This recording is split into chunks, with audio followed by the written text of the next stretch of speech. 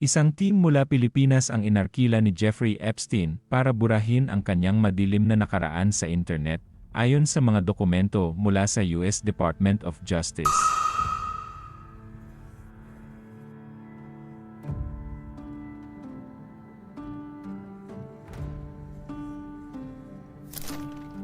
Bago pa man siya naarestong muli noong 2019, abala na si Epstein sa pagpapaganda ng kanyang online image gamit ang kanyang kaalyado na si Al Sekel, asawa ng kapatid ni Ghislaine Maxwell.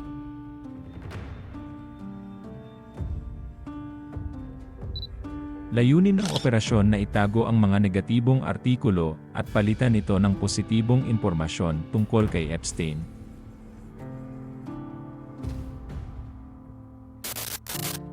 Ipinakita sa mga email na ang Philippine-based na grupo ay gumawa ng libu-libong links at websites na nagtatampok ng mga positibong aspeto ng kanyang buhay, mula sa sinasabing kontribusyon sa agham at sports, hanggang sa philanthropic work.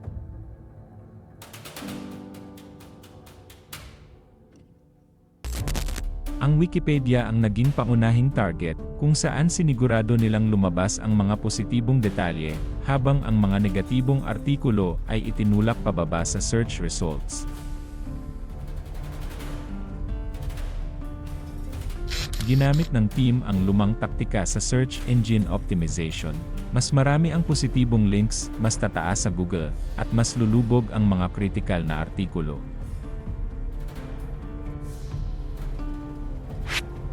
Napakahirap ng trabaho, dahil patuloy na minomonitor ng ibang users ang mga edit at sinisikap nilang ibalik ang mga negatibong impormasyon.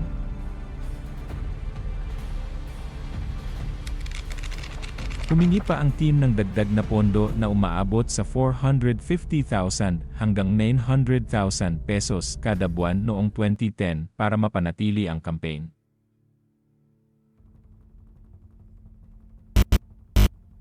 Dalawang buwan ang ginugol ng Philippine-based team para ayusin ang Wikipedia at iba pang search results.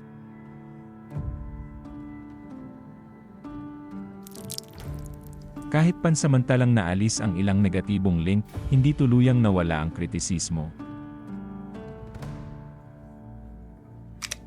Sa kabila nito, nagpapatuloy si Epstein sa pakikisalamuha sa mga sikat at makapangyarihang tao, nakakuha ng pangalawang private island, at nagpapatuloy sa mga social engagements at charity calls.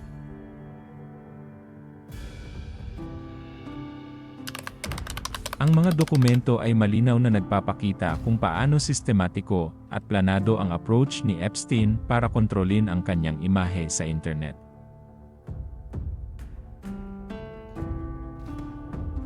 Ipinapakita nito kung gaano ka-strategic ang paggamit niya ng isang Philippine-based operation upang manipulahin ang search results at panatilihin ang magandang reputasyon sa harap ng paparating na kontrobersya.